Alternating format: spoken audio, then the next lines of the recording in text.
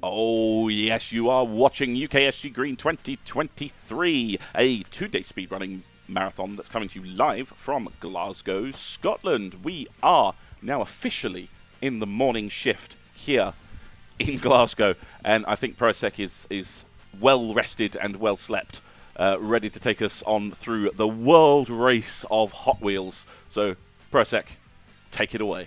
Hello, ladies and gentlemen of the internet. Welcome to the channel. My name is Proasek, and this is, as you can see, Hot Wheels World Race, a 2003 racing game developed by Climax Studios and published by THQ, based on a direct-to-DVD, actually no, it was direct-to-VHS, video game-based movie? No, game based on the Mattel brand, Hot Wheels Highway 35 World Race. It's a bad movie, I recommend it. That is besides the point, however, as we will be running Rookie League. This is the shortest main leaderboard category and consists of the first 6 tracks in the game. I'm going to be using Golden Arrow here, which as you can see has a very rounded front and a very rounded back, and this means that when we come into contact with walls, we are more easily able to slide off of them. This is an important tool that will help us later. With that out of the way though, time begins when I select my car, which will happen in 3, 2, 1, let us begin. Alright, we are getting into the very first track. This is Cloud9, and it's time for me to tell you about something that is very persistent throughout this run, and that is the main movement tech known as shuffling. As you can see, this game is not the fastest. And, oh gods, what is happening? My escape key, this is new. That's not great. What is happening? That's not normal. That is very strange, and did not happen until we went live, as is standard. Brilliant. Let's take that out, put it back in. Maybe that's the cause. Nope, that is not the cause. Something somewhere is making this Splash escape. That is really bad, actually. Is it over? No, it's not over. Of course it's not over. Oh dear, I'm not sure what to do about this. I'll just keep saying words and hope it doesn't add 5 minutes to my estimate. Is there something you can do to... well, maybe I can escape out to Steam and unbind something.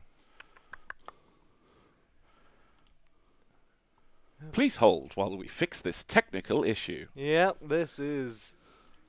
I'm gonna have to go into full-on...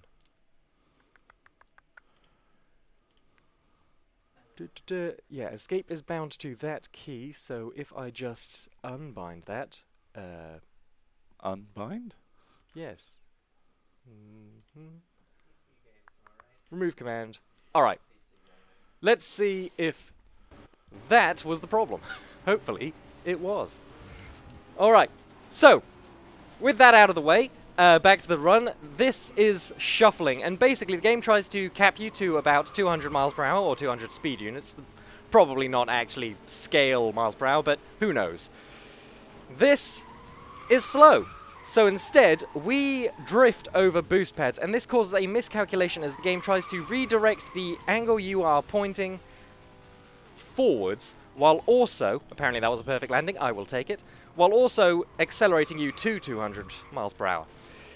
This leads to much more speed and makes this game actually fun. Isn't that a novel concept for a video game? Alright, I am just taking this slightly safe here. Seems that was the issue, very nice. You'll also notice here that my car has been set on fire. This is a good thing. Essentially, this happens when you perform 3 tricks, or button prompt combinations at the top of the screen every time you do a jump. If you do 3 of these in a row, then you will get the Flame Aura, which is a flat improvement to all of the main stats. So your handling, your grip, your acceleration, everything. It's great. Something you also might have noticed is that Golden Arrow isn't looking particularly golden. It is very good. We're going to the second track now, which is Satellite City, and it's the only track in the game which does not have any jumps. Jumps, as you may have picked up from the previous track, are important because they provide you with the ability to gain your nitrox meter at the right side of the screen. Nitrox can be used in the same way as boost pads, as you may have seen, in order to dump out your boost, or enter the boost state rather, at any given time without relying on track geometry. This isn't the case in this track. We do not have that option available to us. So instead, we have to rely on these rings. There are 100 in every track, collecting 20 of these on console or 19 on PC because porting games is difficult. Oop, that was poorly routed on my part. Will result in a filled nitrox meter, and that will allow us to use our boost whenever we like. These rings do not respawn. There are 100 in every track, as I mentioned, so we have to carefully route in where they appear, or where we pick them up, so that we aren't wasting them, as I did a couple of them there, just for demonstration purposes, obviously. And this means that routing of this game is a really deep subject that is still evolving. Again, like, what are we, almost 20 years after it's released? Yeah, perfectly 20 years after this game released. Routing is still evolving, and I love it. There we are, with a nice nitrox shuffle. Chain it into that pad. There is a runner I usually do commentary alongside, who is Bengals, lives in America, of course, so could not appear today. But he prefers to do his nitrox burn on Satellite City on the little spiral after the vertical bit of track that I will point out when we come to it here on lap 3. That was a very good after corkscrew, by the way. Yeah, he prefers to put it down on this little spiral here. It's about even, but if you do it this way, then, or on this section of track here, then it is, well, not really worth it. Then you can chain it into the other boost pads, which is just fun, and it looks nice, and it's fancy. Therefore, I do it. We will now be moving to the third and therefore best track in the game, Vapor City. Vapor City, there is no better track. I refuse to accept otherwise. Enigmatic Will, I'm calling out you in particular. This track has everything. Every piece of tech in this game can be applied to this track, and most of them were discovered on this track. For example, shuffling. Way back when this game's speed scene was in its infancy, back in 2017, it was thought to only appear on loops, and what would you know? The very first loop in the game, Vapor City. This was also discovered, something we saw during setup, while trying to find loop skip. Loop skip is an inconsistent and very rare glitch, where the central reservation of that 2 repeating loop is just, we ignore it. Walls are imaginary. They're a figment of your imagination. Stop thinking walls exist. So it is therefore possible to skip past them. And it wasn't until Eclipse came later on that we knew that shuffling could work on all types of boost, not just this one. Another thing that we have on this track, first of all, is refill text. So watch the right of the screen right now. Never mind, I failed. Haha! Brilliant news! Alright, so if I had performed that properly, then I would have received my boost reward for a perfect landing, as I did there. Even after I had used one, I just missed that flame wheel pickup. I missed the pickup, bro. What's up with that? Anyway, let's try that again. The nitrox meter on the right, I am holding it until... Oh yeah, I missed the pickup. That's what happened. I should have slowed down. Oh well. We are rewarded for landing perfectly about a second or so after after we land, meaning that we can still use a nitrox shuffle in that more optimal location and get the reward. It's called refill tech because the nitrox meter, had I done it properly, does a nice little boo-whoop. That was actually a file BB. That is a little bit embarrassing. Alright, let's move on to Tesla's Cube, where I have to talk about one of the other main techs in this game that you will see in a longer category around and again, and that is the slingshot maneuver, where I am going backwards and shuffling forwards. That was about even. If you get 300 miles per hour, then you're about even on that one. But on the next track, we will see that save an enormous amount of time, about 6 seconds, because acceleration is not as fast as 300 miles per hour. Something else that you will see on this track that would, in a longer run, appear again and again. We can perform a Nitrox jump, or Nitrox ramp rather, and go further. Or we can perform Nitrox over a straight. Here, we can do both.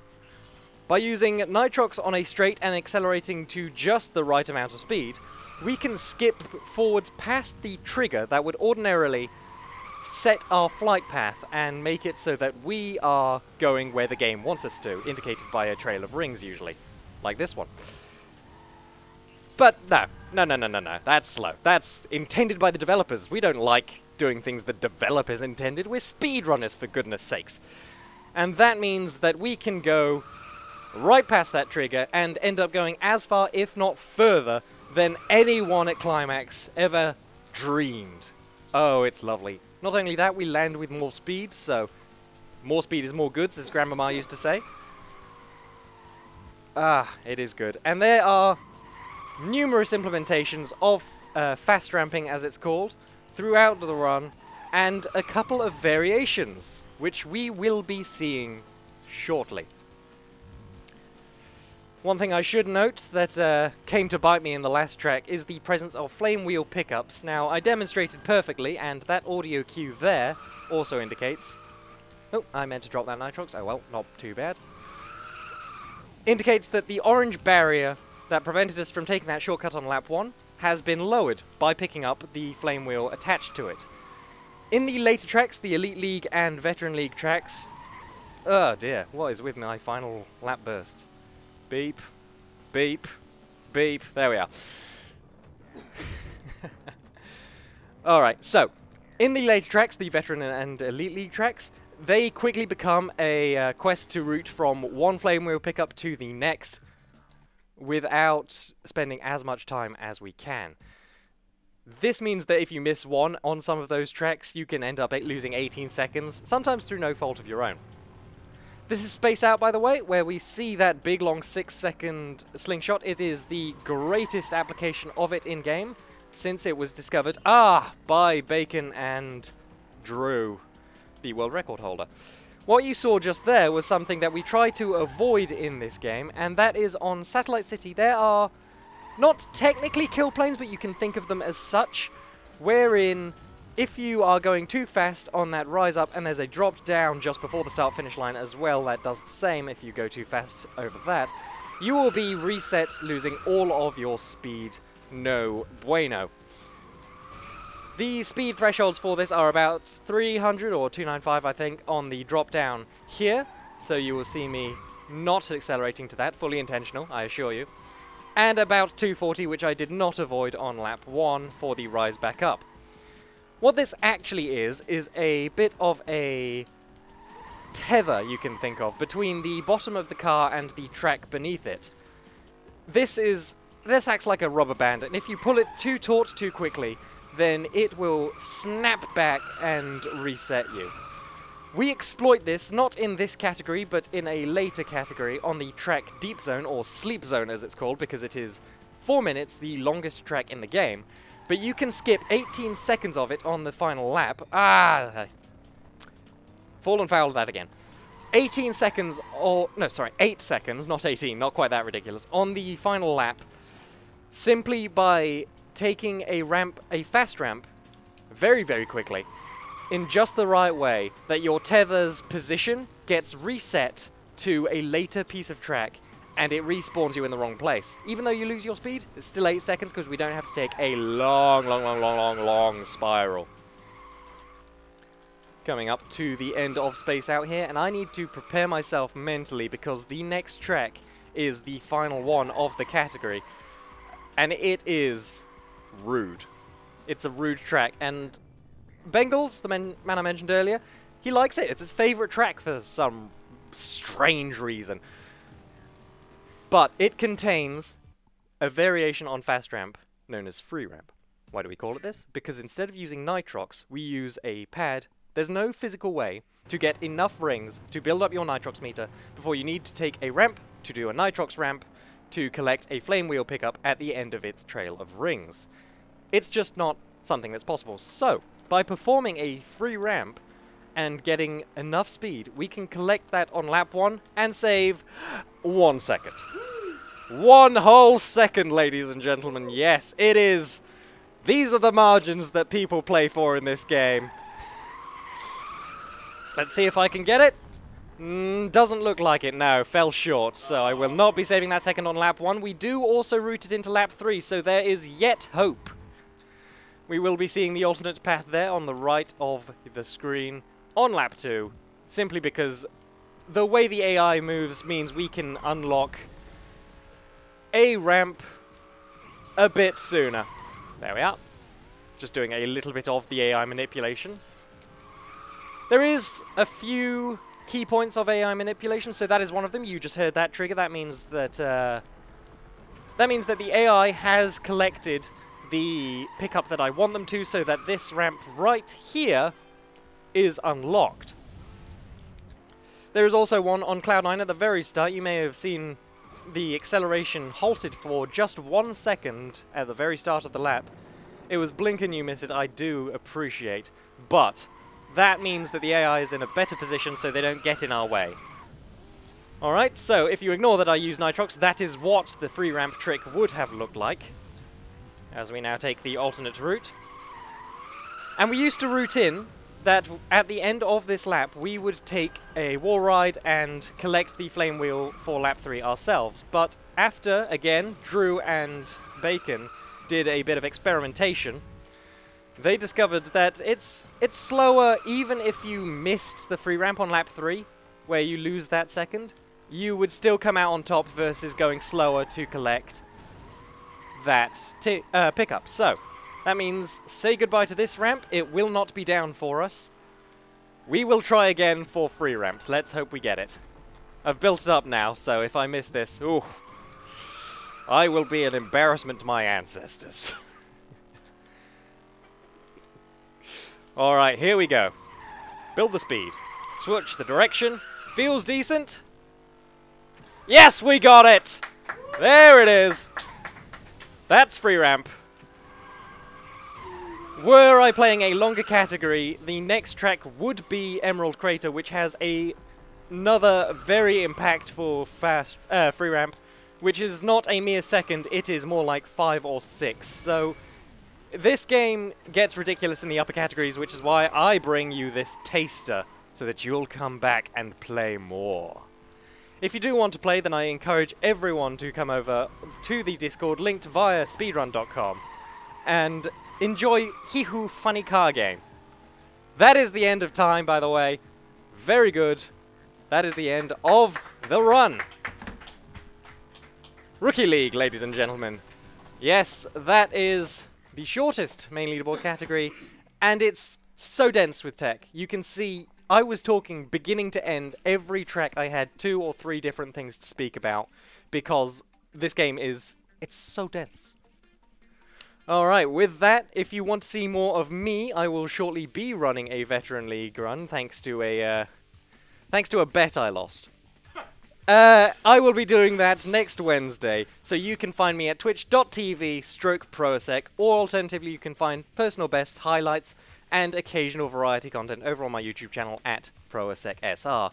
With that, I throw it back to the lovely host, Skemny. Oh, thank you very much. Thank you for that wonderful run, Proasek, and the incredible tech that we saw at the beginning there of hammering the escape key is definitely a new strat, I think. New strat, fully implemented. Drew, the world record holder, he doesn't know what he's missing. Absolutely, absolutely. A few things to teach them.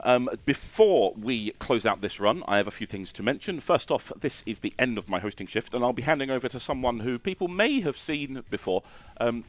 Proasek, I think you're going to come sit in this seat, aren't you? Boy, this guy. Aye, yes, it will be me. So Proasek will be taking over as your host for the next couple of runs. Just before then, I also want to mention that we've had a couple of donations come in. We've had a $20 donation come in from Prof Monkeys, who says, milestones are good.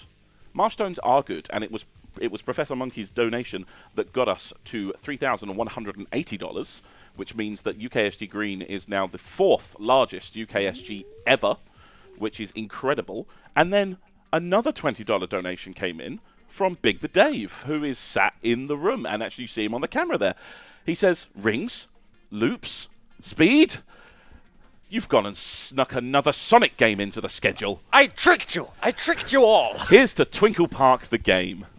Big the Dave, thank you very much. That brings us to a grand total of $3,200 raised for Crisis so far. We have so much more still to come. Stay tuned, because coming up next is Pizza Tower Any% with our very own CD-Romatron, and we will see you after this short break.